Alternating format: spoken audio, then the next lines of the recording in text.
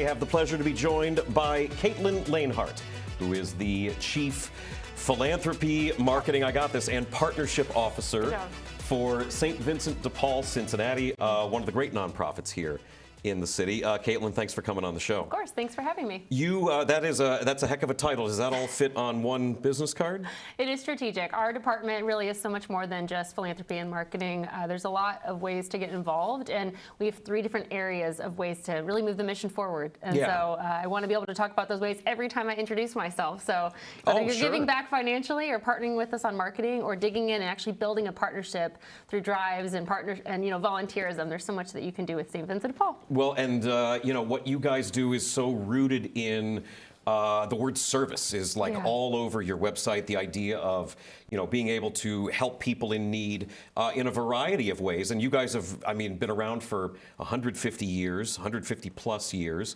really sort of diversified in what you're doing to help people out. Thank you. I appreciate it. It is our goal to unite the community around service. I think that there's a lot of people who want to give back, and we want to make that easy.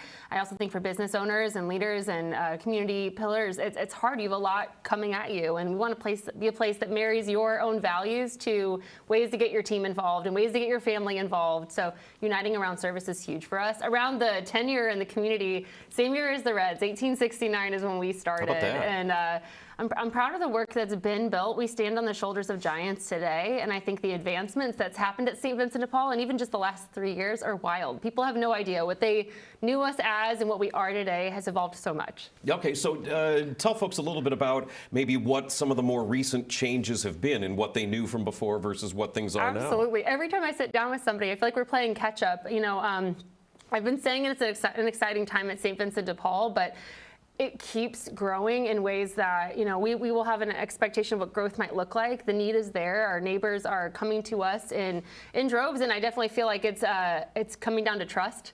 I think that the community trusts us. Name recognition is huge with you guys. Yeah, I think the community trusts us. They know that we want to be there to walk alongside them, hear their story, and sometimes we're helping with rent and utilities assistance and helping them avoid eviction, but sometimes it's groceries, sometimes it's medicine, sometimes it's also clothing and beds and air conditioners and Christmas toys, and the list goes on. It's about that relationship in that moment with our neighbor and going to their house and doing home visits, and it's very special. So all that has been core to who we are.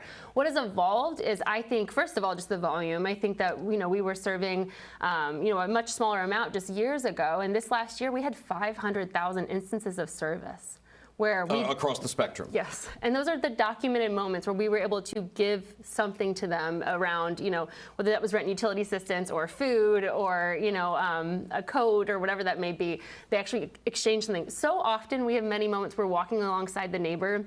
We had 30,000 home visits last night. Some of those engagements, were just moments of listening and hearing. And so we've only documented 500,000 exchanges in this last year of ways we showed up to say yes for a neighbor. But in 1 week alone, it can be massive what's coming our way. So the hope is just to keep stepping up along that need. But you might hear that in every nonprofit, right? Everyone's seeing an increase in what the needs are. There's a lot of philanthropy here in Cincinnati. And so that's really where the partnership part has come into play. Which is one of the pillars in this role of yours. That was something I wanted to ask you about, the idea of, St. Vincent de Paul has been around for as long as it has. And I don't want to use the word competition because I don't think that's right, but in terms of other organizations that are also looking to help people in a similar vein, how does that work with swimming in similar waters or playing in the same sandbox? Yeah, I think partnership alludes to a few different categories. First of all, I think there's philanthropic partnerships that have way more capacity to expand. I think that some people get asked for sponsorships as a business owner or a local corporation, and they're actually have philanthropic values they'd like to live out and put into action through volunteerism or hosting drives. So that part of the partnership excites me because we want to be an easy place for businesses to really execute their philanthropic values or their corporate values, and we want to make that as just an easy place where we get to just be the vessel of that. We want to be, and we want to create opportunities for them to understand and serve their neighbors and create moments of purpose for employees that maybe are outside of their general accounting job or whatever that may be. So that's one part of partnership that I will geek out about all day, and we can definitely talk more about today. The other part of partnership is school partnerships. I think that there are some fantastic schools in Cincinnati, private, how many public. extracurricular organizations have, service requirements? That's a big thing. Absolutely, and so we want to be a great place for schools to give back and get students exposed to ways that they can tap into their passions and decide what they care about and figure out what their future looks like and what impact they're going to make. And we want to create opportunities for every age group to do that through the schools. So that's one area of partnerships. But I'll get into the one that you just asked about. Sure. Nonprofit partnerships. I personally, I came from the YMCA years ago. I worked there. And I just saw day in and day out that I knew we were never the only organization serving the person I was serving. You know, some of them were coming from foster care organizations. Others were, relying on food banks to help them or getting rent and utilities assistance. And I remember at the Y, we had coat drives for St. Vincent de Paul. I mean, we're not blind that there's other nonprofits. We're not blind to that people are sometimes being served by us at St. Vincent de Paul, and sometimes it's just our turn that day. They might be going somewhere else. Right. And I think funders know that, the community knows that, and I think it's silly to always just go, my mission's the best, I'm doing it all, I'll just keep stepping up in every area. What if we partner where we're not the leader? What does that look like? Sure. What if we are the leader and we're helping others rise along with us and we're not just looking at ourselves? So I think that there's a whole world in which this looks a variety of ways, but some of those ways is just listening. Me and my CEO have gone and done listening sessions at a variety of nonprofits. We've toured each other. We learn about each other. We want to better send referrals to one another. More of that needs to happen. I had the pleasure of speaking with Brad McGonigal a few months ago. Very sharp, also dedicated to the cause guy. Yeah. So on the practical side, when you're talking about partnerships with other nonprofits, I mean, are there some practical things in the works right now that you can talk about, or is everything still sort of in the planning Absolutely. stages? Partnerships run a wide gambit, and I think the legal partnership terms turn people off to wanting to build partnerships because they hear partnership and they think merger or acquisition. Yeah, they're losing control. I don't want that. Now, Sweet Cheeks was something that was a different model than what we're looking at with all these other nonprofit engagements we're working on. Okay. Sweet Cheeks Diaper Bank became part of St. Vincent de Paul legally. Okay. So that is something that is new, and I'm excited to share about. Many people, Sweet Cheeks has been doing amazing work, serving as the regional diaper bank for Southwest Ohio and Northern Kentucky now for nearly 10 years. It's amazing. $2.5 million or 2.5 million diapers in a year, between 2 and 2.5 each year. So they've been doing amazing work, and it's one of those things where we've been giving out diapers to our neighbors. We've been a recipient, one of the 45 distribution partners they've had. And when we're looking holistically at really a long-term home for Sweet Cheeks, when they approached us and wanted to think about bringing things together, for us it was a no-brainer. Are we dedicated to serving the basic needs of our neighbors? Yes.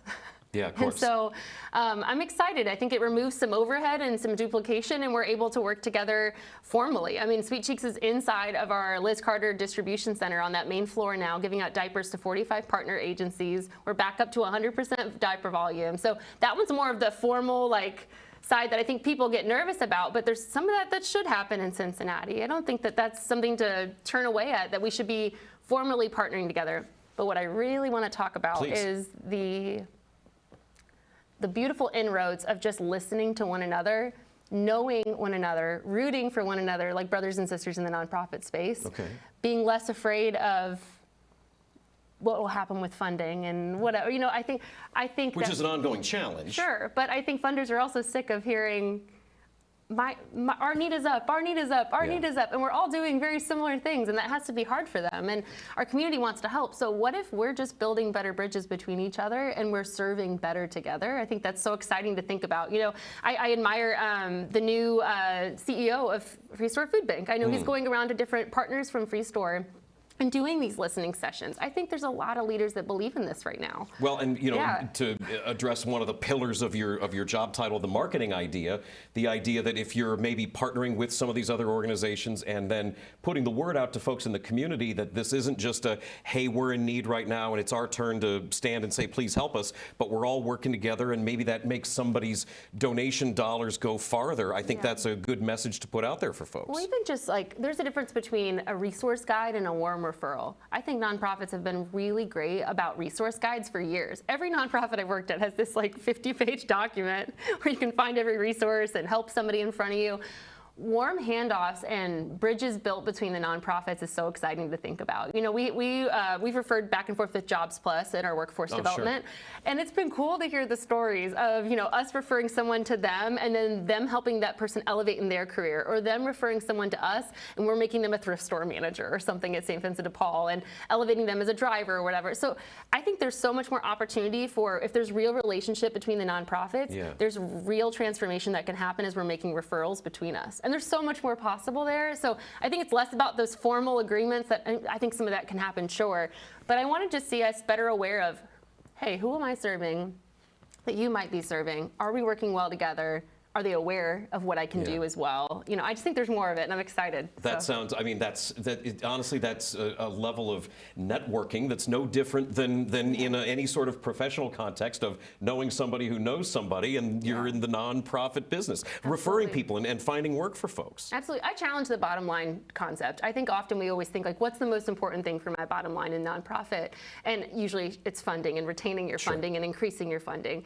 And I've actually been told in nonprofit settings years prior, you know, it's not a great use of your time to be necessarily networking in the nonprofit space. What does it really do? I think I challenge that, because I think funders are wanting us to work together. I just think there's more opportunity, even if it just looks like us listening and touring each other's buildings and rooting for each other and speaking well of each other. Oh, well, that's great. It's a great starting spot. You know, there's so many different programs, and we're talking about so many different things. How is the thrift store angle? That's a bedrock of what SVDP does. Yes, we did market research when I first started, because I had a hunch. I was like, based on what I know, everyone knows St. Vincent de Paul, but when they see our logo, what are they thinking of? When people think of St. Vincent de Paul, Cincinnati, they're thinking of the thrift stores. Our market research showed that pretty heavily. And they actually had a huge gap in mission clarity, understanding what we really do. You know, most people had no idea that we do homelessness prevention support, that we are a leader in providing emergency assistance when someone's about to be evicted or foreclosed on. Most people had no idea. You know, last year we gave out $17 million worth of medication. We gave out $7 million worth of food, and nearly $4 million in housing and utilities assistance. When people are shopping in the thrift store, they often go, I don't know, they're probably providing jobs to people. I don't know. You know, there's definitely, or they probably do a food drive somewhere around here. Like there's these assumptions about St. Vincent de Paul, and then there's the actual impact that they have no idea they're making possible. So the last couple of years, we brought everybody on a journey of, when you donate to the thrift store, what does that become? You know, you might be donating a box of clothes, but we are turning that into a box of food for a family. Or you might be donating, you know, a lamp, and we're able to make that into a medication with the sale of that. And so it's exciting to educate the community. The thrift stores are strong. We added the Hamilton one up in Butler County. That was our first Butler County one. That was so exciting. That was last year. It's going very well. Milford, we bought the old Big Lots out there. And so now we have 2 buildings, and then we have the pharmacy. So there's 3 buildings out there. For now, we'll see how as we keep growing. It's just, there's so much exciting growth. There's so much trust from the community, and it feels like a huge duty of ours to protect and steward that trust and keep increasing our impact, honestly, and partnering well. So. Yeah, boy, and that's, you guys, again, you're covering a lot of ground on a lot of different things. The need never really goes away, and if anything, the outreach is, you know, it's a 2-pronged front between finding folks who do need the help and reaching out to them saying, hey, let us give you a hand, and then also finding folks, again, to partner with, and volunteers, and whether you're talking businesses or individuals, you're sort of trying to put the word out in 2 different ways. I love that. I mean, as a Christian organization, I think the scripture gets thrown around of, like, Jesus at one point said, the poor will always be with us. And so sometimes it feels a little like, we'll never fix it. You know, I think there's that moment, as every nonprofit leader has said, I would love to work myself out of a job. I would love to make sure that this issue never exists. Like, we can say that all day, but will poverty never exist? Probably not. There's issues in the world. There is addiction. There's mental health. There are people who are struggling, who feel alone. There are people who don't have support networks. And we have to work together to wrap our arms around the neighbors and the increasing needs we're seeing. Cool part of that is that scripture comes from a scripture back in the Old Testament that actually said, the poor will always be with us, so give open-handedly. Right, that's the follow-up line. I love that. Like, as somebody who's in fundraising, that just means it's our duty. Like, there will always be pain in our community. There will always be area that need our help. And it is our duty to give open-handedly and show up for those in our communities who need us. And I think business leaders want to do that. So I think that's a huge part of what I want to see us build into. I think you know, traditional donors and family foundations do amazing work for us, but I think there's more that can happen in the corporate corporate sector, and that's what I'm really excited about. You know, one of the little things I noticed in some kind of bio about you was some record-setting fundraising that's gone on in your time at this role. How many years have you been with SVDP? Oh my goodness, I'm almost at 3.5 now. Okay, So well that feels like a pretty big deal in fundraising. Does anyone stay that long anymore? Well, but like the idea too Yes. that you can notch some sort of record that was set in what feels like a pretty short period of time, I think, to a lot of folks on the outside looking in. Yeah, I do think in general, I think a lot of fundraisers have maybe an athlete in there somewhere that does look at goals and feel excited of, okay, how did we do last year? Yeah. Can we do better?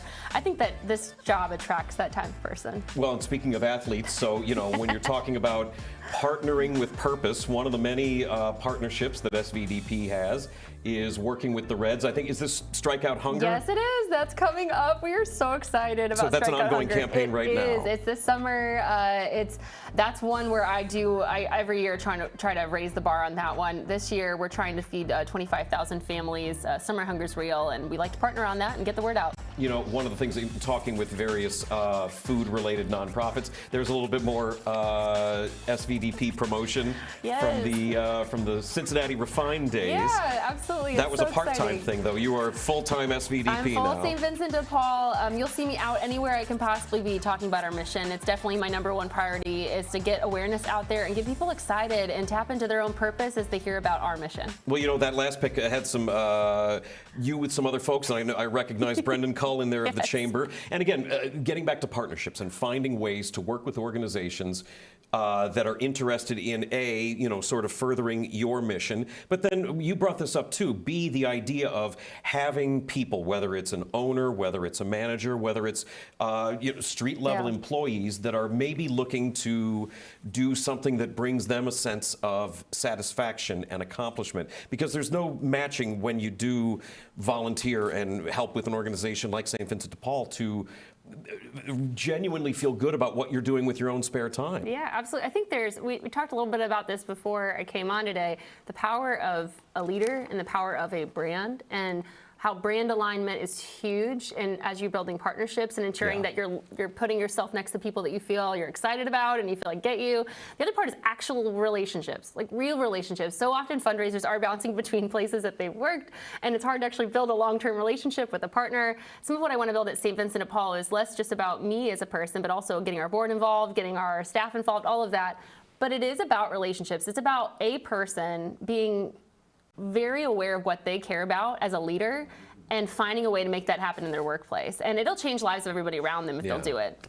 In terms of relationships, before you were the Chief Philanthropy Partnership and Marketing Officer, you were also you led the Office of Mission Advancement.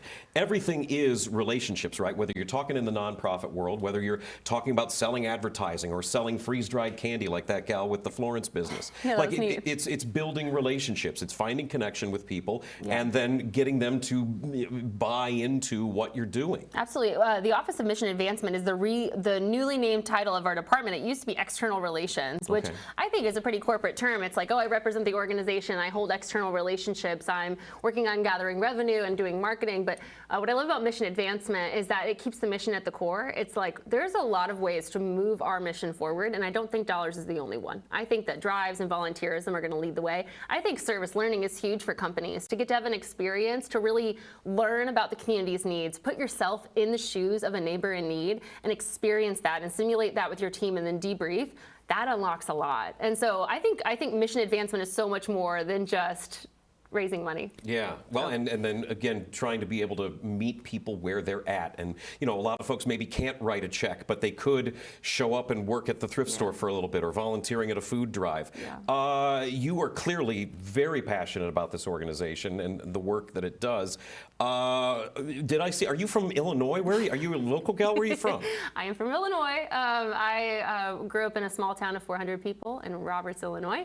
Everybody knows Roberts, Illinois. Roberts, Illinois. Yeah, sure, of course. 400 people, so tiny. I I went to school in Tulsa, Oklahoma, and then after that worked in Detroit, Michigan, where I was a youth pastor, basketball coach, and then eventually ended up working for the YMCA, where I fell in love with that mission and worked for a very long time. So in terms of, what did you go to school for? I went to school originally thinking I might go into ministry. I thought, I just want to help people, right? Like in my heart, like my parents are pastors, and I feel like I saw them do that and thought, I just want to make an impact in someone's life in a deep way. How am I going to do that? And I loved math and was like, oh, I'm going to be sad not to be able to do stuff with math. And I love writing. I don't know. I can write messages, or I started building partnerships. It was funny early on with like local schools and businesses when I was a youth pastor. And I kind of saw the writing on the wall back then.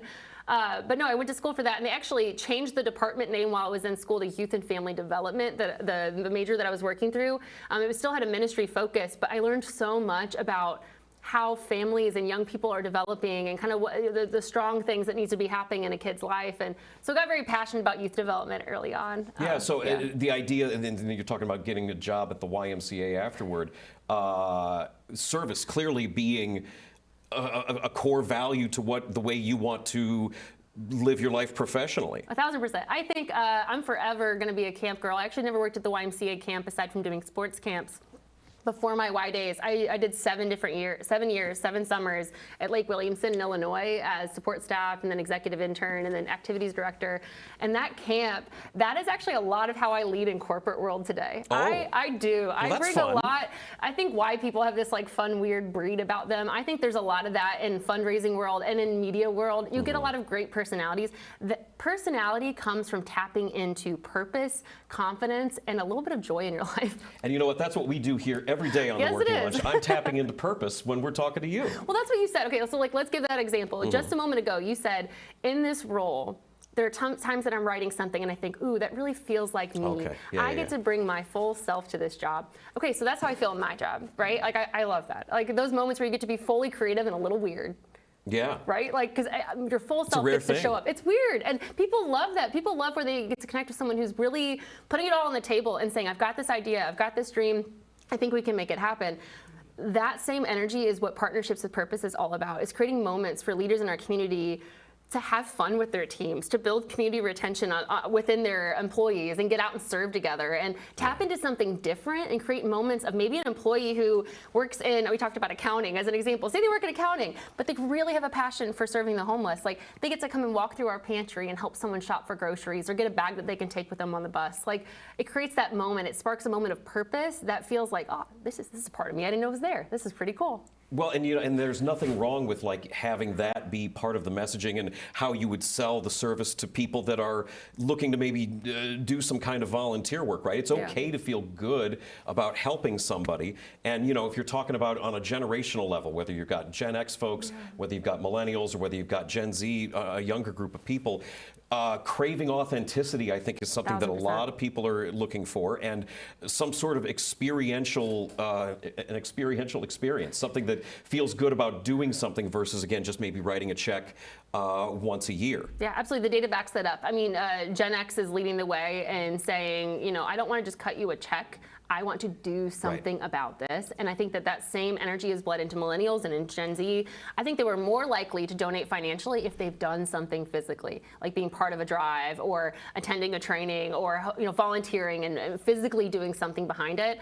I think that the boomer generation was great about donating financially and just believing it and being, I got my check. I'm every year going to do this for you. We're seeing different trends in giving shift, and let's own that. Let's walk with that. Let's create opportunities for people to get involved and advocate and partner in different ways beyond just financial giving. I think there's a lot of foresight in trying to stay ahead of the curve a little bit on where demographic and personality and generational trends are. How much does social media play a role in your outreach as far as on a volunteer side? It has to. I mean, everything's evolving. I mean, that's part of why you guys exist right now, right? Sure. Everything's evolving, and it is so exciting to just keep watching that and keep showing up where people are. I think that's important. Social media is one of those things that we have got an amazing engagement coordinator. Her name is Allie. Shout out to Allie. She handles all of our digital marketing when it comes to engaging on social media, website presence, all that. There's a lot. There's a lot digitally. We've got one person doing it. Is it difficult to sort of strike a tone between doing something that's in a serious vein, like homeless assistance or medication or whatever, but also, I mean, generally trying to be fun on social media? There's a line that you got to kind of walk, right? Yeah, I think both have to show up, and I think that's human. Yeah. We are both. Like, we are all of that. We can be serious, we can be grounded, we are knowledgeable and mature enough to know that we are leaders in this space, but we are also innovative and young enough to know that we need to be agile in this space. It's both. And so on social media, like an example, recently we did a Gold Star grilled cheese month sandwich. Awesome. Our CEO made one. It was kind of honestly in reaction to what happened with the McDonald's CEO eating his own cheeseburger. We are very familiar here on the Working Lunch with Chris Kempczynski's bite attempt. Indian Hill grad, shout out to Chris. It was funny, and so our CEO made a custom meld over at Gold Star, and then we ended up getting to put 2 on the menu. Hilarious Scales, Hood News, made his own sure. as well, and both of them competed to see which one could raise the most funds for St. Vincent de Paul. That was a fun time on social media, and we love to make this work relatable, silly, and intergenerational, and approachable for anybody. But on the serious front, first of all, I smile when I talk about anything, so I've had to work on my face because sometimes serious topics really, I mean, as much as I know that there's hope, there is pain in a lot of moments for our neighbors. There are many neighbors who are experiencing homelessness, or there are neighbors who are on the verge. Many of us are one life instance away from being in a very different situation. We very recently had a financial expert on talking about how we're seeing record numbers of people right now dipping into their retirement savings just to make ends meet, and that's a horrible path. We're seeing a whole different demographic coming through the doors of St. Vincent de Paul that we haven't seen in the past. There's generational poverty where you saw your parents navigate the system, and you saw them, live on faith or not really have a budget that quite added up or whatever that may be. I'm one of 8 kids. Like, I saw my parents believing for a lot, right? And I think there are also demographics of people coming our way whose parents were middle class and had exactly what they needed and got to take regular vacations. They don't know the model for this, and all of a sudden it does not add up. Maybe they had a loss of a loved one and funeral costs hit, and there wasn't a way to pay for it, and they had to personally do it. Maybe medical bills. Any kind of medical expense, Any medical expense, car repairs,